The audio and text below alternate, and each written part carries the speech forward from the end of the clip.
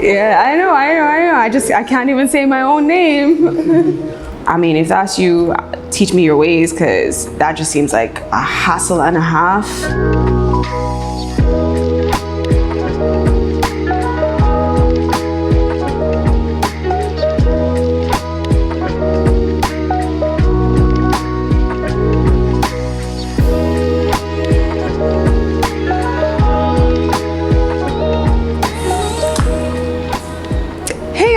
Hey guys. Oh no. Okay, hey guys, welcome back to this channel, I guess. I did ask persons to send in some questions. It could have been about the Google Forms, dating, sex, relationship, anything. I have the questions here on my phone, and I don't think we need a long intro, just get into the questions. All right, we'll start with, somebody asked me, what are the difficulties you have with dating? I don't know if you mean me personally, like what I feel I might be doing wrong with dating, or what are difficulties I have with the dating scope. In terms of dating in Jamaica, I think the difficulty I have had is persons I've met kind of end up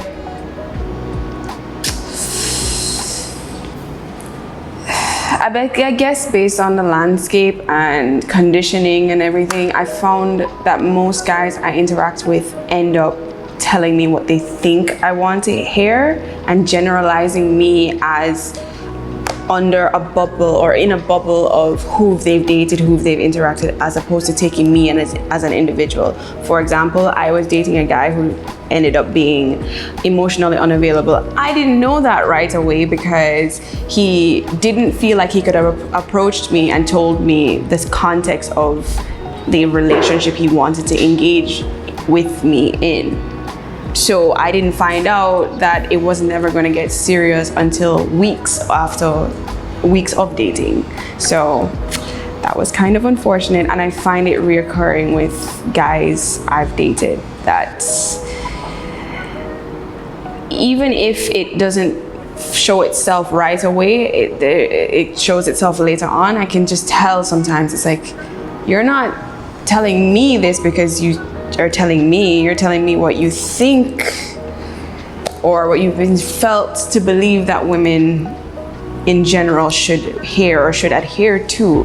And I have almost always fallen out of that. Every time they've told me something that they think I want to hear, it's like, that does not apply to me. And I think one of the things I ended up telling the guy, he was like, would you have so and so and so if I came up to you and said so and so and so? I was like, did you try? I probably would have. At the time that we met, I would have been open to that kind of relationship, but you didn't even give me the opportunity to. It's not until I'm emotionally invested that I find out that the parameters of our involvement isn't exactly what I was given in the first place. That's my biggest difficulty. So next question, are you single? You must be new here. Sorry, was that mean? Yes. If you don't know, I am in the search of a potential partner, hence why I created a Google form and posted it on the internet and got 600 entries. So yeah, at the time that this is going to be posted, I'm still single. I'm still getting to know guys that I've narrowed down to, and hopefully I find somebody I want to be with out of that small pool. Next question. Somebody asked me, what question are you tired of answering? Generally, I would say people keep asking me if my eyes are real. And And they usually ask me that when I'm wearing glasses, so I don't know what kind of person puts contacts on to then put glasses on. I mean, if that's you, teach me your ways, because that just seems like a hassle and a half. No, my eyes are real, and I kind of wish people would stop asking me that, but probably won't happen. In terms of what I'm doing now, I think the question I'm most tired of is people asking me if I found someone. Now, I don't know generally how long it takes other people to find somebody they want to be with. I only posted the form about 2 months ago. I don't know if 2 months is enough time to get to know someone, and I said this recently on a space I was invited to talk to. Common saying is insanity. The definition of an insanity is doing the same thing over and over and expecting a different result. I don't want to keep making the same mistakes I've made previously. I mean, if I hadn't made mistakes, I probably would be in a relationship right now. Hopefully a healthy and successful, let me not frame it as successful, a healthy relationship right now, but that's not the case. So in my dating past, I've gone mostly off infatuation. I've gone off of, I meet you, I'm attracted to you, you're attracted to me. We go from chemistry to now trying to figure out a companionship, and then compatibility, and then so on, so on, so on, and so forth. I don't want to do it that way. I want to flip it. I want to try and see how long it takes me to get to know somebody, if that person themselves is somebody I want to build with, before I start focusing on kind of the chemistry or the compatibility, or no, I'm focusing on compatibility before I start making infatuation take a kind of stronger hold. So right now, the way I'm seeing it, the way I'm going about it, 2 months is not enough for me to have found somebody. So I don't know how long it will take, but I definitely have not found somebody yet.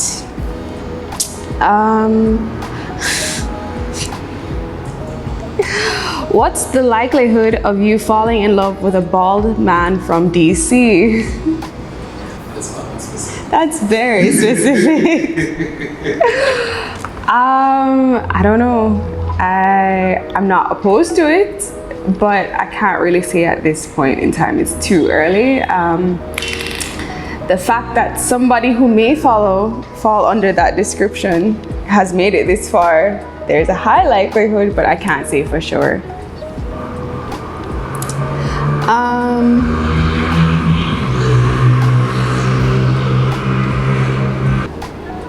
Somebody asked, how tall am I? I'm 5'1".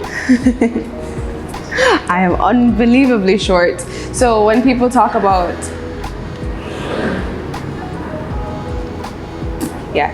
so when people talk about, you know, tall guy, everyone is tall to me. Like, there's no height requirement for me. Everyone, I have to look up to everyone, unfortunately. So yeah. Somebody asked me, how do you gauge bullshitters from genuine guys? I don't know if I'm the best person to ask that. I haven't done so well in the past before. I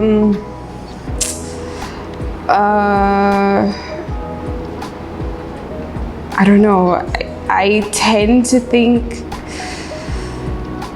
be very naive and gullible when it comes to people, and expect people to be genuine to me just in the way that I show up and be genuine to them. And also, I've been very lucky that the people I've always had around me and close to me have been very genuine to me. So it kind of warps my ability to be able to spot somebody right off the bat and be like, something's very off. I'm getting better at it, but when it comes to dating, I think, all right, I'm gonna backtrack there. There are some guys who it's very evident that they're only interested in you for one thing and one thing alone, from a female perspective, from being a woman.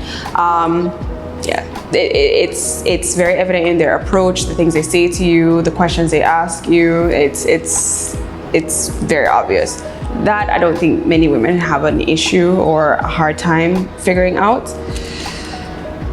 The more subtle ones is where it gets very tricky. I would say the thing I've learned the most is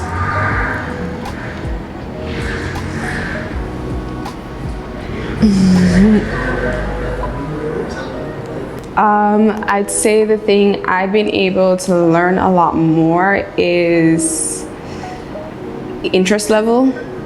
It's very hard for somebody who's not genuinely interested in you to sustain interest. It's always gonna fall off somewhere. If you feel like you're the one that's always reaching out to them, you're the one carrying the conversation, you're the one, it's probably because they're not genuinely interested in you. You can't feign genuine interest. Somebody who is genuinely interested in you shows that in their actions. They show up. So if it feels like it falters, if it feels like you're chasing after something, if it feels like the burden is on you and then, you know, they give you just enough to keep you hooked, it's on purpose. It's a no for me, dog. You're not showing up for me. That's automatic off the bat that maybe we can be friends, but yeah, we're not gonna go much further than that. Somebody also asked, what's most important to you during this search for bae?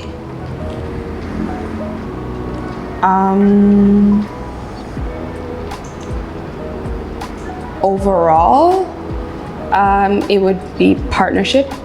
I keep saying partnership, and I'm very intentional in the fact that I use the word partnership and I frame it as partnership, because that holds more value to me than me saying my boyfriend or my man or my husband. I want a partner. I want somebody that shows up for me just in the way that I show up for them, and you know, we take on life together and help each other out. We help each other grow. We have each other's best interests at heart. That's what I'm hopefully going to find through this. Important to me through this would be being open.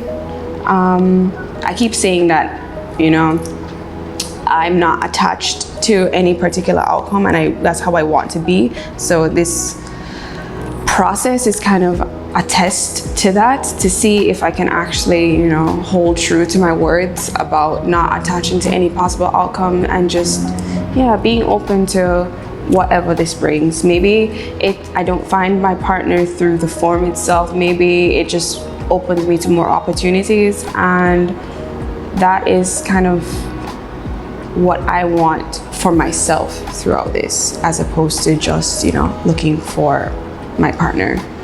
Next question was, how does sex factor in? I don't intend to be, so for me, what I'm doing is dating around. It does not, it's not synonymous to me with sleeping around. I don't look down or chastise or admonish anybody who does that. I mean, I think the most important thing when it comes to sex is consent, health, safety. That's it. Do what you want to do. When it comes to me, I don't see myself sleeping around or sleeping with any of the guys until I know particularly I want to be with one. I don't feel comfortable being physical with more than one partner at the same time. I don't like the crossover for myself. If that's for anyone else, do you. Don't feel like you have to adhere to any societal standards. A follow-up question is there such a thing as too soon or too fast? I don't believe so. I have always felt like if I want to, I will. If I don't, I won't. I have no problem with sleeping with someone on a first date. If that's what you want to do, that's what you want to do. I think and I say we because we all contribute to society, and I don't want to say that it's only men that do it. Women perpetuate it as well, as using a woman's autonomy, a woman's choice to sleep around or sleep with whoever she wants to sleep with, as a means to devalue her and I think that's completely unfair. I don't believe that anyone should be made to feel bad for doing what they want, as long as it's not hurting themselves or hurting anyone else. So yeah, I don't believe there's such a thing. I have a lot of guy friends, and I have guy friends, and we have conversations about everything, and part of it is, if they want to be with somebody, they're going to be with somebody. It doesn't matter if they sleep with someone on the first date or if they sleep with someone after 72 days. I also think it's kind of foolish to believe that saving or waiting for a certain length of time will guarantee that somebody will stick around. Like, if you've ever seen the joke I've seen on the internet where, you know, there's a picture of somebody on their 90-day probation, and then as soon as they get the job and they're off the probation, and day 91 is a party. It's kind of foolish to think that doesn't translate over into sex as well. If somebody, especially when it comes to men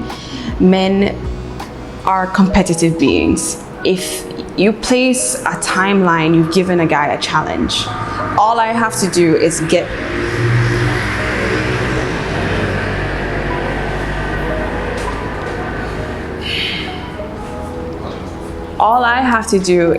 to this point. So whether or not he had interest in you, he's interested in that, like, getting to that point, getting that goal. Like, if I can clear this, I'm good.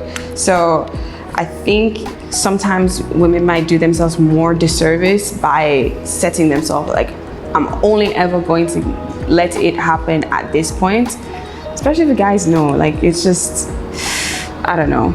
But at the same time, if that's what you're comfortable with, don't feel like you should change to anything. I just feel like if you want to, do it. If you don't. Wait as long as you want to, go as early as you want to. Honestly, it doesn't really,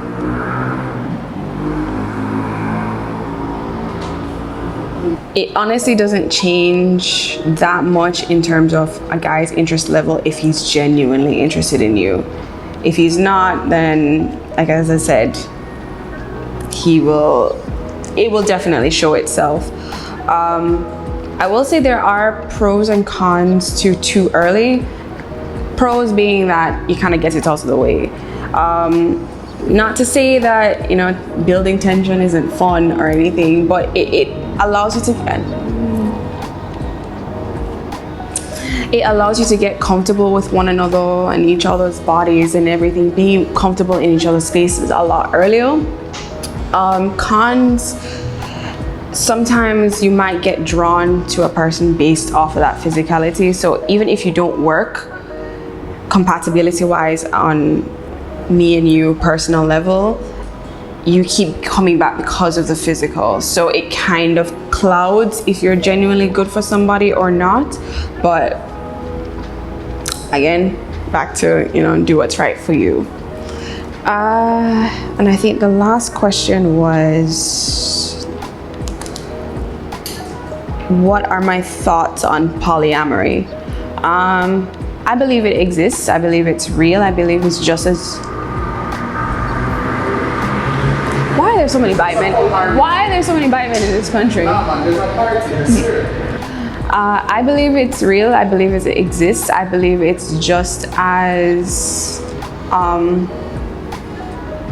real as monogamy or any other form of love. I believe it's just another form of love. I think when it comes to society, our logic kind of falters when, for example, we can believe people differ on religion. We believe people can hold different political views. We believe people can have different tastes in food, music, activities. But once it comes to the realm of love, all logic just crumbles. All of a sudden, everyone has to be heterosexual. Everyone has to identify in binary sex. You have to be a woman or you have to be a man. Everybody has to love in one particular way, which makes no sense to me. We can agree that people can differ in every other scope, every other basis of life, but love is where everybody has to function exactly the same. I don't buy it. I believe polyamory is just another form of love. I'm monogamous, so I can only talk about polyamory in an outside point of view. I think what it comes down to for persons who fall under that category or function in that way is the most important. It's about consent. Obviously, all parties involved know what they're involved in, agree to what they're involved in, are being healthy, and being healthy, being safe, and it all comes down to the ins and outs. Like I said, or I've said before, love isn't one size fits all. We all have to figure out what works best for us. And yeah, I don't know the dynamics of polyamorous relationships, but I don't think it's any more invalid than any other type of love. I think that was all of the questions. I don't want to drag out this video any longer. I do want this video to be a means of continuing the conversation, so keep it going in the comments, talk to your people about it. Let's have healthy conversations about love, sex, dating, relationships. So comment in the comment section below.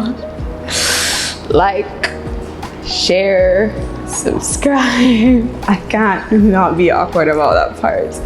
I'm getting there, but yeah, if you're on the social media spaces, use the hashtag PipsPlusOne and let's keep it going. You can hear more from me. I want to hear what you guys have to think. Let's keep it going. Until next time. Bye guys. That's another wrap.